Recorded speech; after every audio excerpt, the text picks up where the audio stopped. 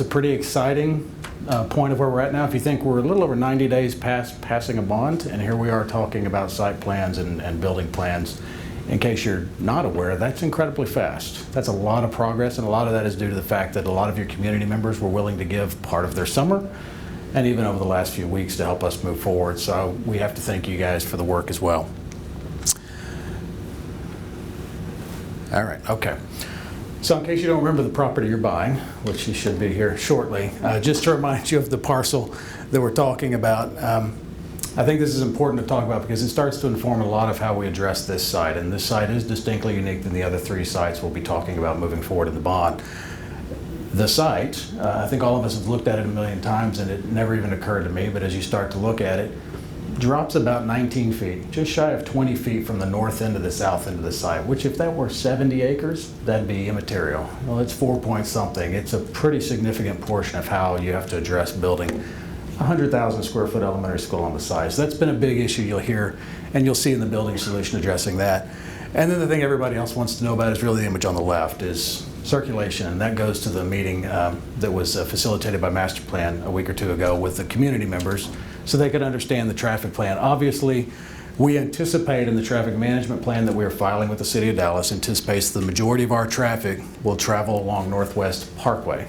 You know, the access road to Northwest Highway is Northwest Parkway, and you'll see on our traffic management plan, we're anticipating our traffic coming from the north and then traversing the entire eastern edge of our site. We are required to have, by Dallas City Ordinance, a traffic plan that says how you're going to engage traffic onto your site and keep it off of city streets, and so that's the primary approach. And so that begins to shape just the building orientation and the layout of the building, saying that this is our longest side of the site. This obviously needs to be sort of our traffic frontage and also pull the building a bit off of Northwest Highway. I start with the landscape plan because it's a little bit softer and a little bit easier to understand. So let me walk you through this quickly because while everybody wants to know what the exterior is going to look like, honestly, we have to emphasize we're designing from the inside out. One of the main issues in the bond was making adequate educational space, exceptional educational space. And so the educators we've been working with, that's really been our focus. Of course, the outside is important, and as we work forward on that, we'll get more and more input. But I think you start to see, just even in the site plan, a lot of the elements that we heard from the committee members as we toured schools in the summer and the fall are starting to be incorporated in the new schools and will be in the ones moving forward. In the simplest terms to think of the building, I've got you oriented where this is north, this is Northwest Parkway at the top edge. Simplest way to think of the building is in three zones. An academic zone, administrative, which is actually administrative and library, and then what I always classify as loud and smelly. That's gymnasium, that's dining, that's art and music, that's kind of the fun interactive space. I mentioned the drop on the site. Just to orient you on the site, right about at this edge right here, you see this square box. Of course, the bond anticipated subgrade parking for every site. That is where the subgrade parking is for number 5 in relation to what's on the site now, where those racquetball or handball courts are right now, kind of built into the grade. That is the edge, so when you drive past there tonight or tomorrow, kind of look at it and realize that's sort of the northern edge of our building. So not only are we pulling our mass back away in order to be good neighbors with Northway, we're actually taking advantage of that grade. What that does for us is allows our play field and our gymnasium areas to all be on grade. So when you're at the top of the site, you're coming straight out of the gymnasium and the cafeteria, you're going straight out to the play fields. So the play fields are obviously on the northern end of the site, gymnasium, dining, art and music. The building is actually 3 levels. The building begins to follow the site. Now the parking garage is tucked under one of those levels. The other benefit to that though is that that parking garage is not a dive entry. Most parking garages here, you have the pretty steep, 12-to-1 entry slope. The reality is we can match the grade along Durham and we can actually enter the parking garage on level. So as you think of it, as that street goes up, the parking garage essentially disappears. It's sort of benched back into the hill. Economical solution and frankly a better solution from a safety standpoint as people may be pulling out of the garage. It's always easier to be coming out on grade than coming up over a crest. General site organization, this is that drive aisle I was talking about, and for 1 second I'll give you the overview of why this site's different. Every other site you have is ringed by a city road on every side, all the elementaries, let's say. And that's great and it's bad. What's great about it is from a fire coverage standpoint, you don't have fire lanes on any of your project sites. You will have a fire lane here. You're in the city of Dallas and we don't have this 4th side when you think about it. So this drive And after talking with neighbors early on in the process and a few other people, they had great suggestions about, can you keep traffic as much as you can out of our neighborhood? So what you're seeing is the delivery drive that serves our kitchen and also serves as our fire lane aisle all comes off of Northwest Parkway. So those deliveries we can control that come in during the day have no reason to be back in the residential streets. So we're making every effort to be the best neighbors we can, acknowledging we are bringing more traffic to it. So that's the drive aisle you see here. This, though, is the parent drive aisle. So that is a double loaded. So in other words, 2 cars can queue side by side. As soon as we can get them on the site by city standard all the way to the front door. And for that, one of those reasons, front door alignment comes here so that we have maximum stacking. A little over 40 vehicles side by side in that stacking plan. There is an entry to the garage directly here. Garage, of course, we anticipate is staff and teachers only. So the thinking is that that generally loads before the queue line starts and unloads after the queue line. But if that doesn't happen, there is a small cut through here so that if a teacher has to get out during a queue period, what we would encourage in the traffic management plan is that there's a stop bar here. So in other words, parents stop at a certain point and staff could still get in and out. And it actually helps us with this becomes a queue of about 6 to 8 cars that move up at one time. They all offload, and then the next group of 6 to 8 moves up. So knowing how active your parents and staff are at managing drop-off out of necessity, we're going to kind of count on that here too. Also because there's just, to maximize your drive aisle, you're going to have to actively manage the queue. Not atypical when we benchmark how you work at the other campuses. You actually move faster than most K-12 schools. Your parents, your dad's club, everybody, they've got their act together. So we're modeling that same scenario here. What you can't see under the footprint of these large trees, and the reason these trees are shown as large, these are existing trees. And I'll say what I've told you before, every effort will be made to maintain those trees. I think it maintains a very residential scale.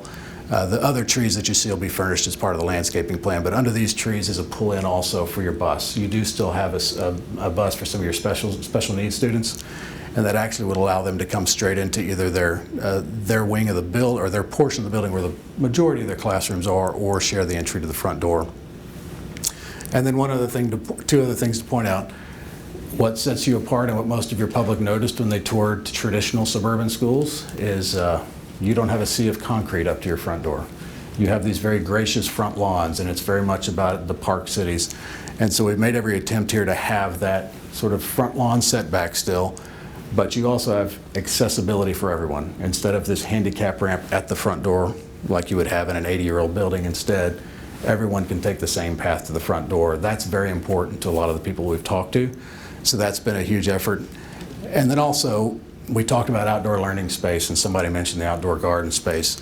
For this building, this is obviously a heavily trafficked road. So for play area on the north end, that makes a little bit of sense. But even at Bradfield, the outdoor learning area being right on the street, we've heard comments about it's very difficult to talk and be heard with all the traffic. So the building's been designed so that immediately as you enter, past your severe vestibule, of course, you're looking back into an outdoor courtyard that is really the outdoor learning space, that the garden is here. We have an opportunity to salvage 2 large trees there. If they don't make it, then we'll have 2 other trees in that location. But we think this starts to address a lot of the things we've heard from staff about purposeful outdoor meeting space, and really begins to give this campus a unique identity that I think, as we talk about all of them, they're all going to have a unique identity. I think this becomes the identity of number 5. This sort of beautiful outdoor space, the classrooms wrap around, the central circulation wraps around, and becomes very much part of the learning environment, even though it's an outdoor piece.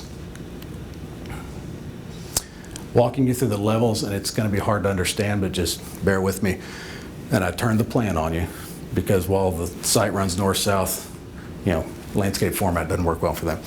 So Northwest Highway is still this direction. So parking garage becomes this portion underneath what is gymnasium, art and music, dining, the Karen Jacobson kitchen. Still throwing me off, Karen. I wish you would have told me that. I don't know why that's getting to me. And I said you have a pretty simple segmentation of the building, kind of the high activity function zone, administrative zone, and classroom pods. So that front door and that front walk that you saw enters here, secure vestibule, of course, that brings you to the office area, but additionally a covered that you'll see in some of the exterior massing, a covered walkway. We don't have a lot of that now at the other elementary schools, and that's always a challenge in a kind of a more traditional looking building. How do you do a canopy that doesn't look like a carport tacked on there? So I think we've got some great ideas of addressing that to get students closer to the curb for pickup and drop off. The classrooms, you're starting to see the pods here, and I'll give you a little bit of detail on that in a few slides up. But just generally, this level of the building is at one level, this is at another, and this is at a third level, and it's stepping down the hill. These strange signs that you see here indicate that that hallway, instead of having stairs, that hallway on the first level is a slope, the entire hallway. So if you're a student who's in a wheelchair, you don't take a different path, everyone takes the same path. That's been a big issue with a lot of the community about having students feel like they're singled out. And when you design a new building, there's no need for that, even with a lot of fall on the site. So you do have stair towers for the upper grade level classrooms, but this entire, which would be kindergarten, and then a lot of the special classrooms would be on the ground floor. They, in their daily travel, are just going up a sloped hallway, and that takes them to gymnasium and all the places that they're going to be. As your legs get a little bit longer and you move into first and second grade, you'd move up to the pod above. And I'll show you the pod, but as we've talked about, we have a 7-section campus. So that's 7 classes of each grade level, each organized around a flexible learning space where they can bring 2 classes out. And if you remember on the site plan, this is where that outdoor courtyard is. There's actually a small outdoor classroom space here and here also. So whether you use the indoor flex space or you have the space directly outside, and since this is north, it works wonderfully for free light. It's the way we like to call it. No heat gain. It's great light that can come in. And one of the other mantras we've had in the bond is every occupied learning space, translated classroom, has natural light. And so the arrangement of the building you see here actually runs east-west, your best solar orientation, so all your classrooms had northern and southern light, minimizing your eastern and western exposures. And then along the central spine of the building, special programs that aren't grade level specific. So for instance, if this is a second grade pod, what we heard from staff was they didn't want people just going through their pod. They wanted to work as a team and not have it be a traffic corridor. So this becomes a classroom that serves, I think it's this one actually, becomes, whether it's your science classroom or it's one of your special classrooms that everybody travels to, those stay off the main spine of the building. So everyone still has their space, so to speak, and the central spaces are aligned along the main corridor. For staff, actual staff restrooms, along with student restrooms, 2 separate things, and then grade level storage for each hall. So all that input we got back in the summer at this point, that's what's been incorporated into that plan. And here you're seeing the library on the second floor. A huge issue that came up on the tours was the centrality of the library and the idea that the library was the heart of the building and needed to be more visible. Most of your libraries now are, higher. It's the girls' gym, the old girls' gym. It doesn't have main stage, and so the goal here is that it's second floor above the admin, but with the way the interior of the building works, even from the interior of the library, students can look down into the front entry, look out onto the front lawn, and still look out to the back of the building as well.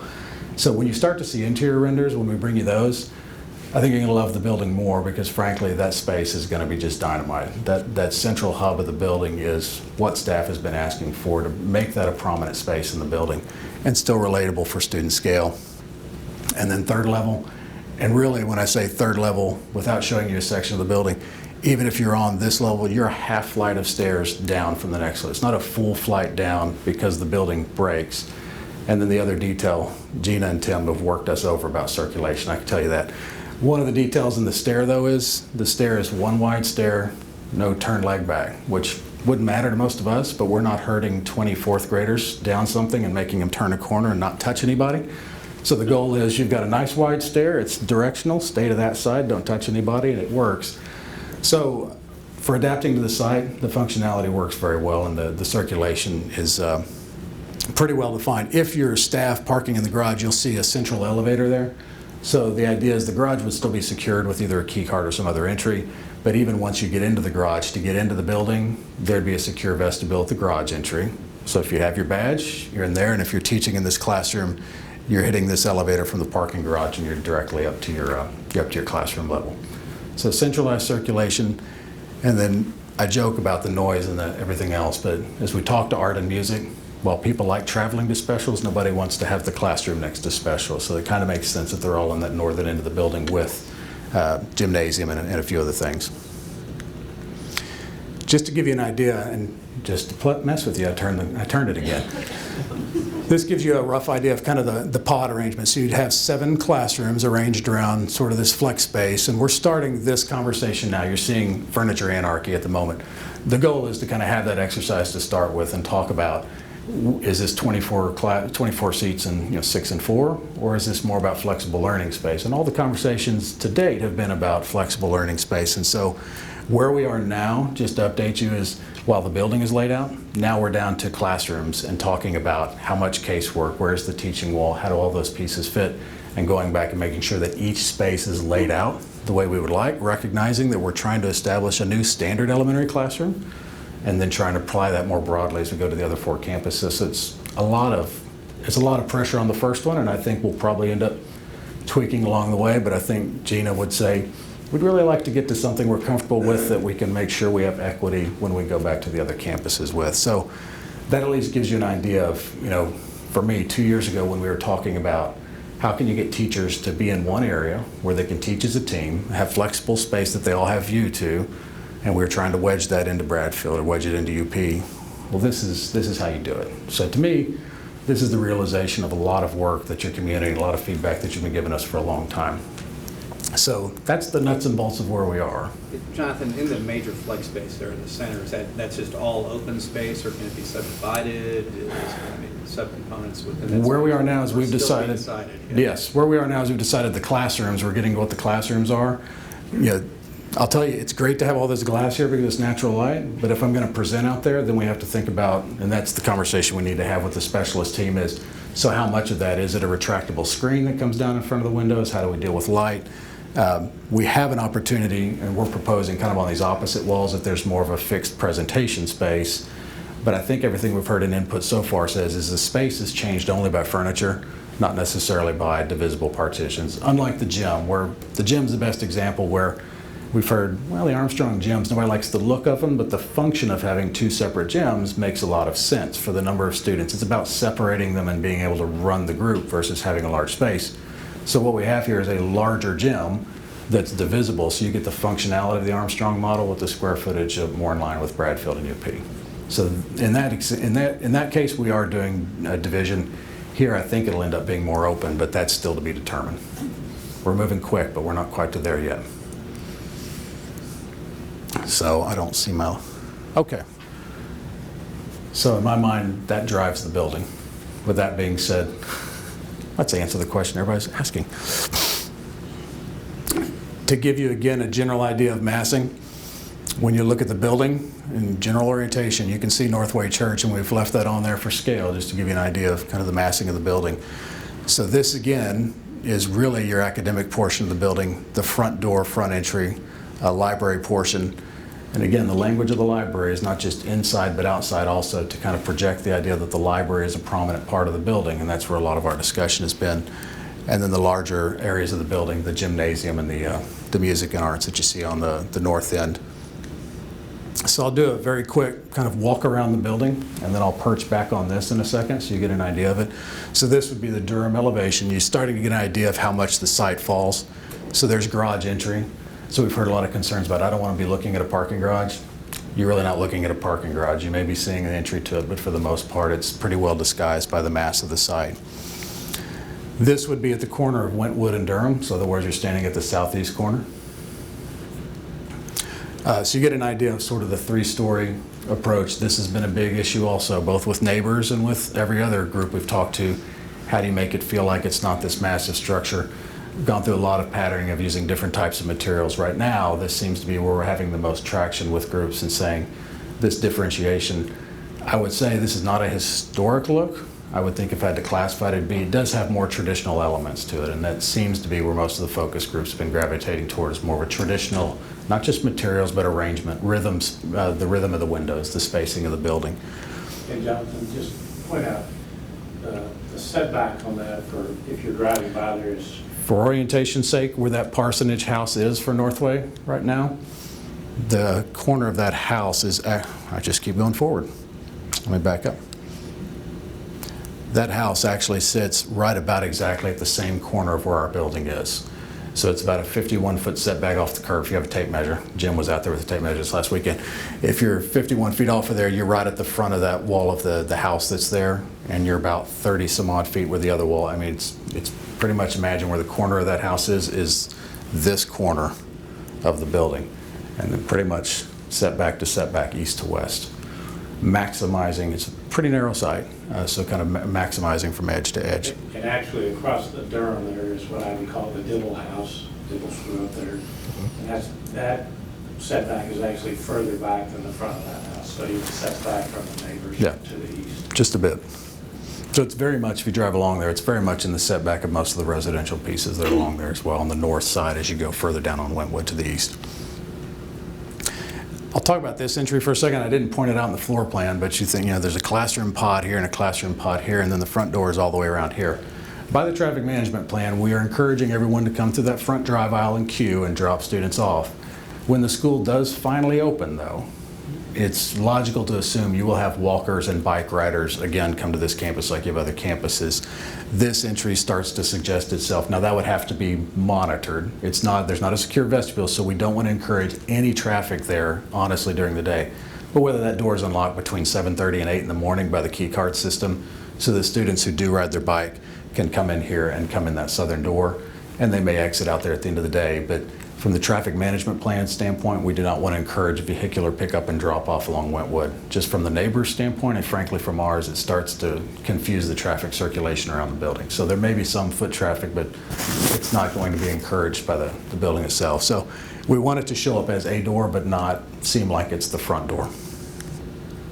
I didn't point out on site plan, you'll see a little bit of it here, but we have a good neighbor separation, as your contract alludes to with the church. So we are intending to fence really here back to the building and then pick up again here and run that fence pretty much along your western property line.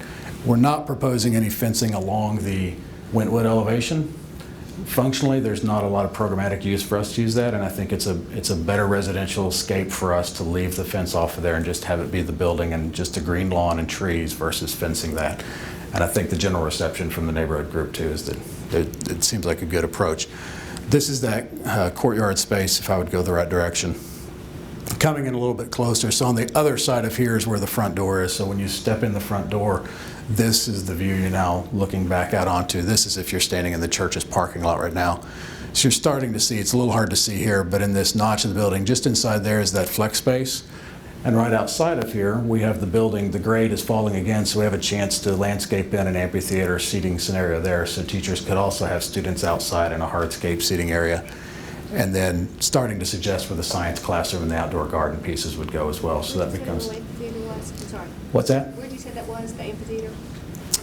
Kind of right in this, in Oh, both okay. notches of that classroom, you've got an opportunity to do it at the front door and one back here as well. And then continuing to move around the building from Northwest Parkway, just to orient you, this is gymnasium. Had a lot of requests for a lot of windows in the gym. We're still working on how many a lot is, because you still want to project in there, and so we're going to come to a moderated solution on that. And then another request, this is dining. Again, we've got Northern Light, so it's great. And the other request we've heard is there a way to replicate what Armstrong and Higher have, where parents can come and eat or grandparents can come and eat and have a place to eat that's not at a folding table stuck over in the corner. And so you've got a very natural place here to have an outdoor covered seating area that's adjacent to the outdoor play areas. And the goal would be your hard surface play is probably right outside the gym, and then the playground areas are the next step beyond that, and then the soccer field is kind of behind you. Completely fenced, that's that fire lane. There's 2 layers of fencing here, so that even if someone is on that fire lane during the day, students aren't on a traffic aisle. So on that western edge of the property, you'll actually have a fence at the church's, yours property line with the church, and then a second one inset to keep students and traffic separated, so there's no possibility for mixing of vehicles and students. This probably gives you a little bit better feel for that space. I'll point out this feature here, you have to have egress out of the garage, and so you'll have a stair tower that comes out of that garage that actually works well for you depending on how you use the garage after hours. You may be able to use that and have people come up and come into the play fields if you're using that. If you're allowing the parking garage to be used after hours, they would come through there and be within the fence area.